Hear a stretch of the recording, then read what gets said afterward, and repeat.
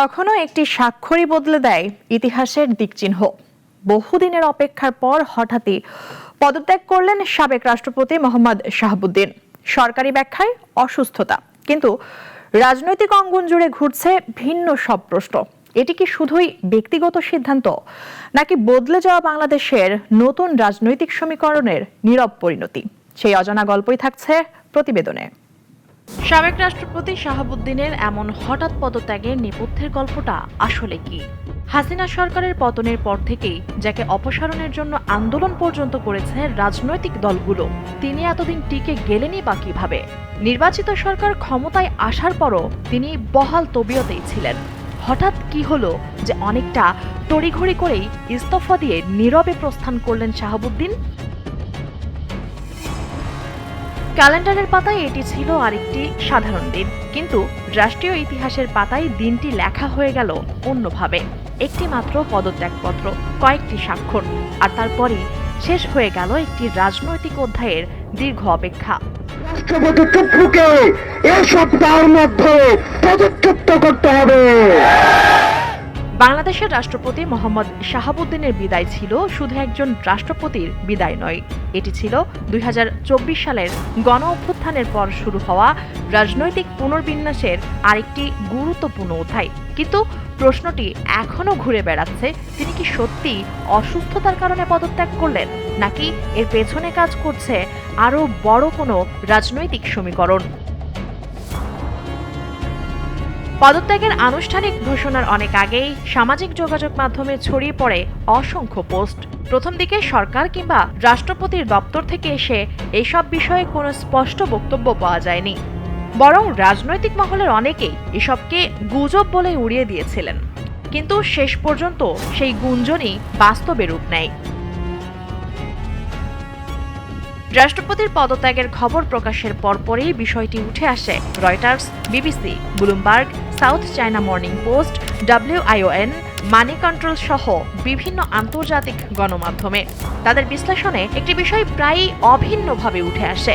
এটি শুধু একজন রাষ্ট্রপতির ব্যক্তিগত সিদ্ধান্ত নয়, বরং বাংলাদেশের নতুন রাজনৈতিক বাস্তবতার একটি গুরুত্বপূর্ণ প্রতীক। রাষ্ট্রপতির প্রেস সচিবের বক্তব্য অনুযায়ী স্বাস্থ্যগত জটিলতা এবং বিশ্রামের প্রয়োজনীয়তার কারণে রাষ্ট্রপতি দায়িত্ব থেকে সরে দাঁড়িয়েছেন, এটাই ছিল আনুষ্ঠানিক ব্যাখ্যা। রাষ্ট্রপতির বয়স, শারীরিক অবস্থা এবং চিকিৎসাজনিত প্রয়োজনীয়তার কথাও উল্লেখ করা হয়। বিবিসি, রয়টার্স এবং সাউথ চায়না মর্নিং পোস্টের প্রতিবেদনে ভিন্ন একটি রাজনৈতিক প্রেক্ষাপট তুলে ধরা হয়েছে। তাদের প্রতিবেদনে বলা হয়, ২০২৪ সালের গণ অভ্যুত্থানের পর রাষ্ট্রপতি শাহাবুদ্দিন পূর্ববর্তী সরকারের সাংবিধানিক ধারাবাহিকতার অন্যতম প্রতীক হিসেবে রয়ে গিয়েছিলেন। ক্ষমতাচ্যুত সাবেক প্রধানমন্ত্রী শেখ হাসিনা সম্ভাব্য দেশে ফেরার আলোচনা সামনে আসার পর রাষ্ট্রপতিকে ঘিরে রাজনৈতিক চাপ আরও বাড়তে থাকে, এমন বিশ্লেষণও প্রকাশিত হয় আন্তর্জাতিক ওই গণমাধ্যমগুলোতে। কিছু প্রতিবেদনে এটি রাজনৈতিক সূত্রের দাবি হিসেবে এসেছে, তবে এই বিষয়ে আনুষ্ঠানিক সরকারি নিশ্চিতকরণ পাওয়া যায়নি। আন্তর্জাতিক সংবাদ মাধ্যমগুলোর কয়েকটি প্রতিবেদনে বলা হয়েছে, শেখ হাসিনা দেশে ফিরে আত্মসমর্পণের পরিকল্পনার কথা আলোচনায় আসার পর রাষ্ট্রপতির অবস্থান নতুন করে রাজনৈতিক বিতর্কের কেন্দ্রে চলে আসে। কিছু আন্তর্জাতিক বিশ্লেষণে দাবি করা হয়, রাষ্ট্রপতির পদে তার উপস্থিতি রাজনৈতিকভাবে অস্বস্তিকর হয়ে উঠেছিল। ভারতীয় সংবাদ মাধ্যম মানি কন্ট্রোল একটি বিশ্লেষণে প্রশ্ন তোলে, শেখ হাসিনার সঙ্গে একটি ফোনালাপ কি পুরো রাজনৈতিক সমীকরণ বদলে দিয়েছিল? এটি এখনো পর্যন্ত স্রেফ সংশ্লিষ্ট গণমাধ্যমের বিশ্লেষণ হিসেবে দেখা হচ্ছে, কেননা স্বরাষ্ট্রমন্ত্রী সালাউদ্দিন আহমেদ নিশ্চিত করেছেন হাসিনার সঙ্গে শাহাবুদ্দিনের ফোনালাপের কোনো তথ্য এখনো পাওয়া যায়নি।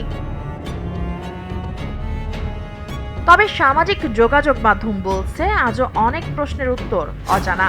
রাষ্ট্রপতির পদত্যাগ কি শুধুই ব্যক্তিগত, নাকি এটি ছিল রাজনৈতিক প্রয়োজন? প্রশ্ন আরও তৈরি হয়েছে, অসুস্থতা কি মূল কারণ, নাকি সেটি ছিল কেবল আনুষ্ঠানিক ব্যাখ্যা? এ বিষয়ে দায়িত্বশীলদের বিস্তারিত ব্যাখ্যা না আসায় বিভিন্ন আন্তর্জাতিক গণমাধ্যম, রাজনৈতিক বিশ্লেষক এবং সামাজিক যোগাযোগ মাধ্যমে ভিন্ন ভিন্ন ব্যাখ্যা সামনে এসেছে, যার কোনোটাই প্রমাণিত নয়। বাংলাদেশের রাজনীতিতে কিছু বিদায় রয়েছে নীরব খাতায় লেখা। কোনো বিদায়ী ভাষণ নেই, নেই কোনো আড়ম্বর আয়োজন। তবে গণ অভ্যুত্থানে ক্ষমতা হারানো সরকারের রাষ্ট্রপতির এমন নীরব প্রস্থানই কাম্য বলে মনে করেন অনেক বিশ্লেষক। কারণ দম্ভ কিংবা বিদায়ী ভাষণ দেওয়ার মতো কোনো কর্ম আর গ্রহণযোগ্যতা এই দেশের জনগণের কাছে তার ছিল না। সচেতনরা বলছেন, কোনো কোনো পদত্যাগ আসলে একটি স্বাক্ষরের গল্প নয়, সেটি একটি সময়ের সমাপ্তি, একটি নতুন অধ্যায়ের সূচনা।